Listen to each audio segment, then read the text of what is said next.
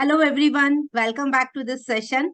Today in this video, we are going to create a balloon pop-up game. So let me show you how does it look like. So this is how my balloon pop-up game looks like. Click on this green flag to start. You will see lots of balloon coming up. Click on them and they will burst. So there is a timer as well, as you can see. There is a timer clock running up. Let me start it again to show you. There is a timer and the game will end according to the time, and there is a score. So at the end you will come to know how many balloons are popped up. Okay, so score is 10. I could pop up 10 balloons only. So let's get started and start coding of this. I believe all of you already have an account in Scratch as of now. So log into your Scratch account and click on create. So when you click on create, it will create a new Scratch project for you. So I am creating a new Scratch project. And what do we want? I want to create a balloon pop-up game. So what does it mean? Which sprite I will have to take? Yes, but obvious, I need a balloon sprite. So what I will do, I am going to remove this cat. There is no need of this cat. This cat is just a default sprite. I will click here and I will choose a sprite and I want a balloon. So I will search for balloon. Okay, we have a balloon sprite here. Okay, so we have this balloon sprite here and we will start coding for it. So to begin with, what do I want? I want a balloon. I want a balloon, which is there, of course. And as soon as we click on this green flag, I want balloon to start moving. Okay, so this is what we will do as a first step. As soon as I click on flag, the balloon should start moving. So we will go to events and we will take this event. When green flag is clicked, make sure that your selected sprite is balloon. That will also be visible here. Okay, so in the sprite lab, you actually code for the sprites. You write code for the sprites. Okay, so when this green flag is clicked, what do you want? We want this balloon to move a little bit, maybe 2 steps. So we will go to motion and we will take this block, move these many steps. Okay, so move these many steps. So let me say move 2 steps. If you want a greater speed, you can actually have a bigger number. You can say 5 steps or 10 steps, up to you. So but initially I will just check how does it work with 2 steps. Okay, and another thing, what do we want? We want it to keep on moving 2 steps always. Entire time when this program is running, my balloon should keep on moving 2 steps. So whenever we want something to happen during the entire execution of program, what do we use? We use forever loop. So I will go to control and I will pick this forever loop.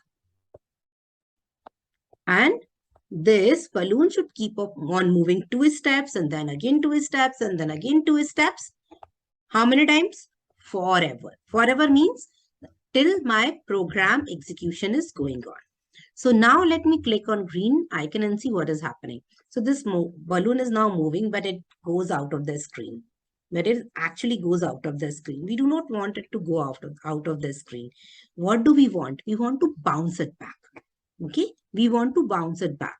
So what I will do, will go again to motion and will use this command. If on edge, bounce. Okay, if it is on edge, the balloon will bounce back. So let me run it again and let me see if it is bouncing back or not. Yes, it is bouncing back.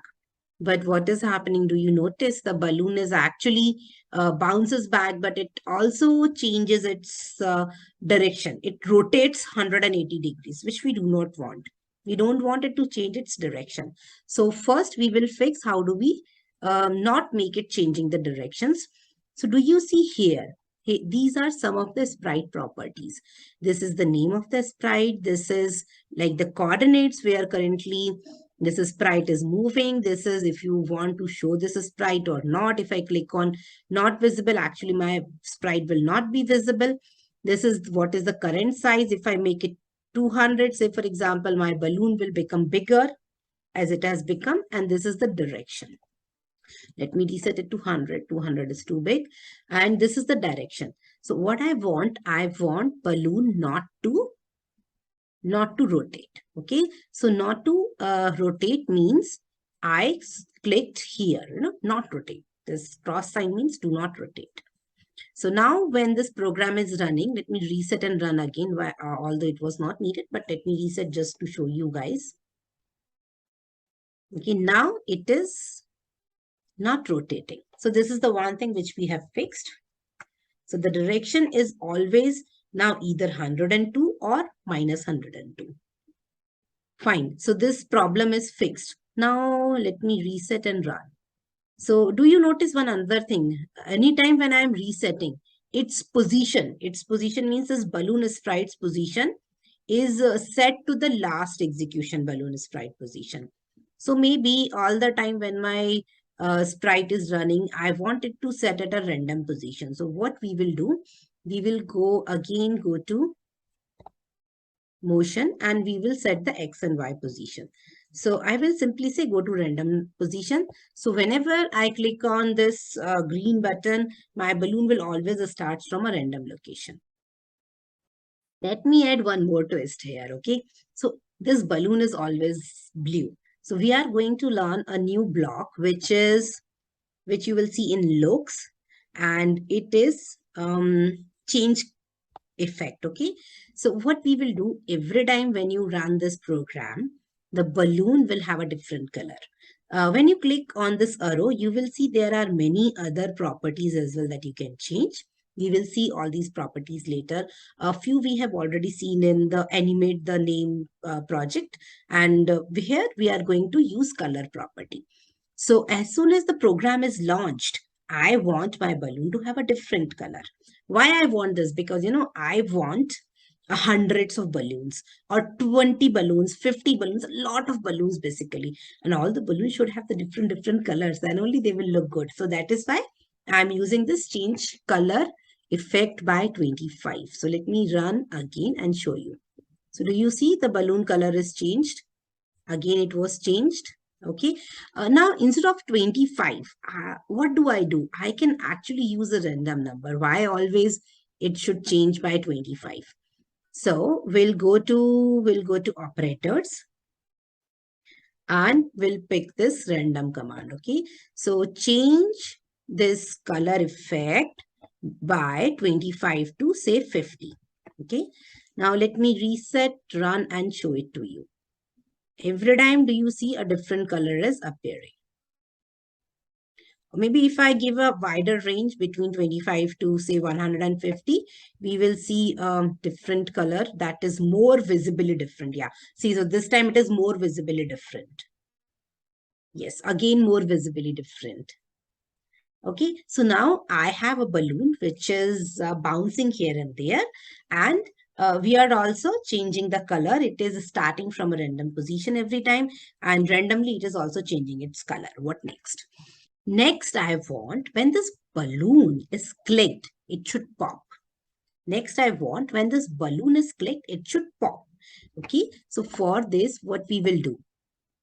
We will go to events and we will take a event when this sprite clicked. Okay, because we want when this balloon is clicked, it should pop.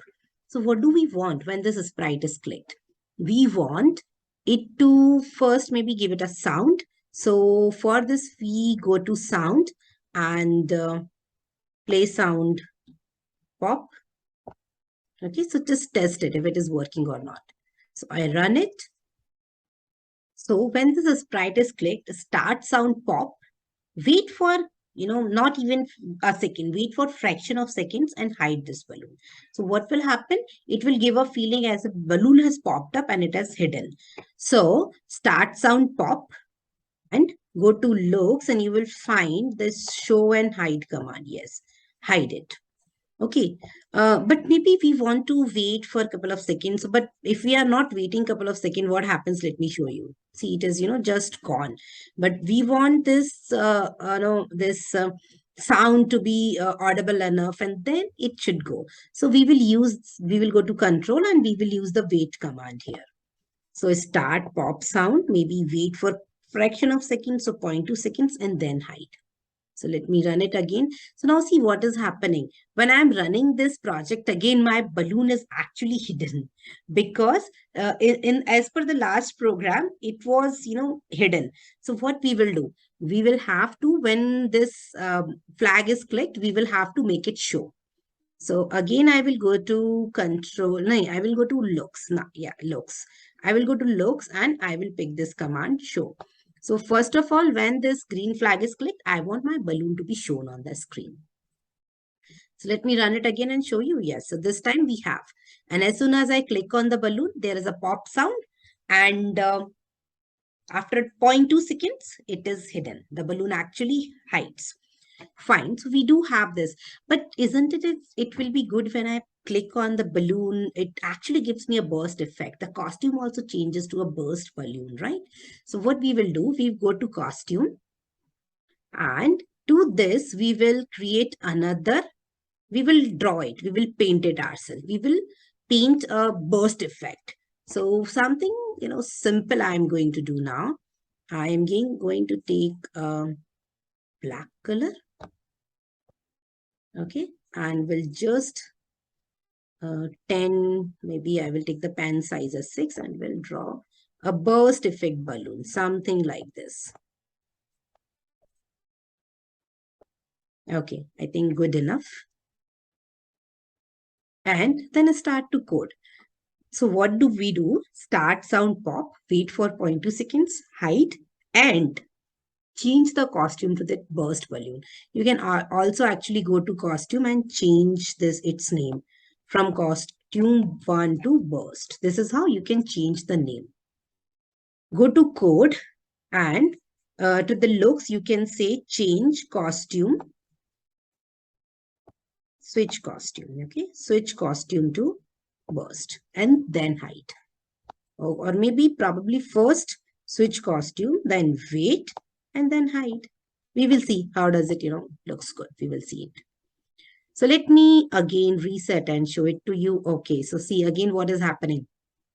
Last time, because we have switched the costume to burst, it is still burst. This actually takes the properties from its last execution. So what I will have to do at the beginning, I will have to show it and change the costume to not burst. Change the costume to balloon. Okay, so let's run it again. Yes, this time we have balloon. It bursts with a sound and then goes away.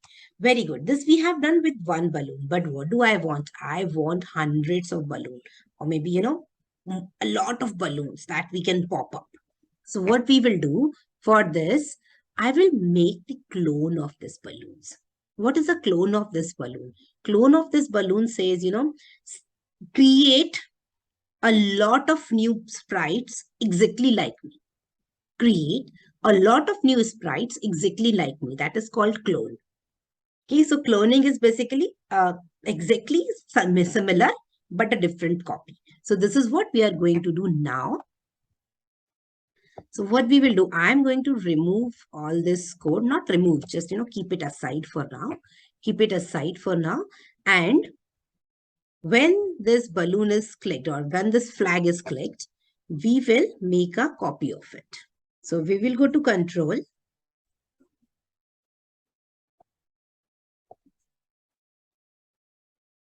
And you see this command, repeat, create clone of myself. Okay. But how many clones do we want? How many clones do we want? So we will again from the control, we will pick repeat. Okay. So if you want 10 clones, you will say, just, 10 times create clone of myself. So let me run it and show.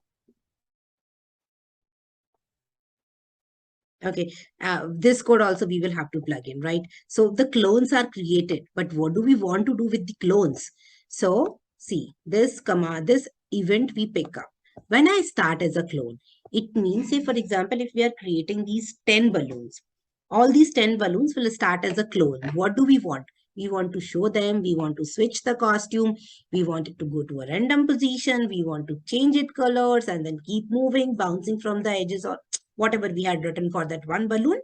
will be applicable for all other balloons as well. So let me run it again. Okay, so now we have 10 balloons on our screen, which are actually bouncing here and there.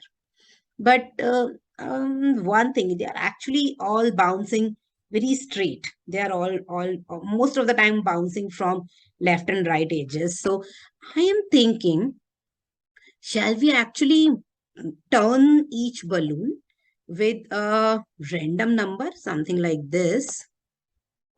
Turn between, say for example, I will turn them between 15 degrees to 45 degrees. So each balloon will actually be a little bit, will take a turn, and accordingly their bouncing direction will also change. So let's see how does it work. Let me reset and run it. Okay, so now all the balloons are actually bouncing in different directions, which is looking better. Fine. So I have the balloons, 10 balloons. You can actually make it 100 balloons also. You can make it 20 balloons. How many? I am making them 20 balloons. 20s are good enough for this sort of a screen. Okay, one more thing we can do actually. We should actually give them a nice background as well, which I'm realizing now. So pick up a background. I can pick this, or which background you guys are liking. Tell me in comments which background you are liking. I am a little confused. Let me pick this Arctic. Okay, let me pick this Arctic. You can pick any background. So yes, let me give them a nice background. So we have a background, and let me see if this burst effect is working. Yes, this burst effect is also working. Okay, what left? We have so many balloons. We are able to burst them. We are able to pop them, but we will have to now add scores. Otherwise, how we will know, how many balloons you could pop in a given time, or how many balloons I could pop. So first thing, we will start making a note how many balloons are burst. So whenever we want to keep a note of something, what do we use? We use a variable. In any programming language, if you want to keep a note of something, if you want to reuse the value later in a program, what do we use? We use a variable. Variable you can understand like a container where you store your value, and next time when the value is increased or decreased, you take the old value out and keep the new value in. There is a detailed video on variable. If you need, please check out this video. Okay, so we will go to variables tool, and we will set a variable. This variable we will set at the very beginning only. We will name it a score. Okay, and set a score to 0. And when this sprite is clicked, what we are going to do? We are going to change the score by 1. Okay, we are going to change the score by 1. We are also going to display this score here. So how you can display? You see this tick here. If you click on this tick, the score variable will be displayed here. You can actually move it along here and there and see where you want to display this score variable. Interesting, right? So let me reset and now start popping and see if I am able to get the score. Yes, I am able to get the score as I pop up the balloons. Great. Now I want to add a timer as well. Timer means, I want to make it maybe a 30 seconds game or a 1 minute game, and do it as a challenge. In a minute, how many balloons you could pop up, or in 1 minute, how many balloons I could pop up. So now we are going to implement a timer. So again, when I want to keep a timer, value is associated. So 15, 14, 13, blah, blah, blah, blah, blah. So we are going to again take a variable that will keep the time. How many minutes are left? Oh, sorry, not minutes. How many seconds are left? Make a variable by using this. Name it as time. Okay. You can also, as you can see, select the scope of a variable. We will discuss it later. And this time I'm setting to 15. Say, for example, I'm going to make it, initially, let's make it a 10-second game only. Okay, I'm going to make it a 10-second game. Okay, so we have a timer. Let me show this time also. Yes, this time is visible. You can move it here and there as you wish. I'm just moving it to this side of the screen. So we have time, we have the score and we will have to count down the timer. So again, what we do, we will take this events when click start. What do we want? We want to wait for a minute. Okay. We want to wait for a minute and reset the value of variable timer by -1. Okay. Reset the value of timer by -1. So, and this we want to keep on happening forever. So we will again go to control loop and we will take this forever variable. So forever, wait 1 second, change score by -1. And we also want to check what is the value of time. If the time is 0, we want to end the game. But before that, let me see if the timer is working or not. Okay, the timer is not working. Yeah, because this is not change score, this is change time. Yeah, that is why I keep on telling in all my sessions, it is very important, keep on testing your code in small chunks. Okay, so I will reset and run it again. Okay, now my timer is ticking. Now my timer is ticking nicely. And when it reaches 0, we will have to stop the game. So we will again go to this control and we will use this if else, because what do we want? If timer is actually greater than 0, then only we want to wait and the change time. Otherwise, we want to end the game. So we will use this. Okay. And we will attach a condition here. What is my condition? My condition is if timer is greater than 0. So I'm going to pick this block and I'm going to attach this variable timer or time. Okay, if time is greater than 0, then only we want to wait and the change time. Otherwise, what do we want? Otherwise, we want to stop everything. Otherwise, we want to stop everything. So again, from the control, take this command. Now put this inside this forever loop. So what this code is saying? Now this code is saying if time is greater than 0, then wait for 1 second, change the time by -1 so that, the timer is ticking down 10, 9, 8, 7, 6. Otherwise, when the time becomes 0, we want to stop everything. Okay, so let me show it to you. How does it works? I am specifically focusing on this timer, how it is working. This stop all will basically remove all the sprites. Don't forget to subscribe to the channel and share this with your friends. See you soon. Bye-bye.